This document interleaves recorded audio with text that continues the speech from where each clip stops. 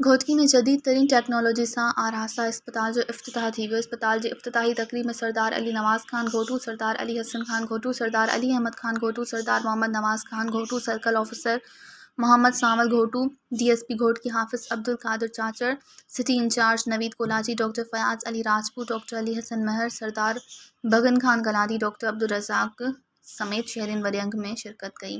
Doctor Mir Hasan Kolachi, Majid Ali Kolachi media सां ॻाल्हाईंदे चयो त मुख़्तलिफ़ बीमारी सबबि परेशान हाल शहरिन तोड़े ॿिनि मक़ामी माण्हुनि खे परेशान हाल ॾिसंदे इन्हनि खे समूरी सहूलियतूं ॾियण जे लाइ इंडस इस्पताल जो क़याम अमल में आंदो वियो आहे।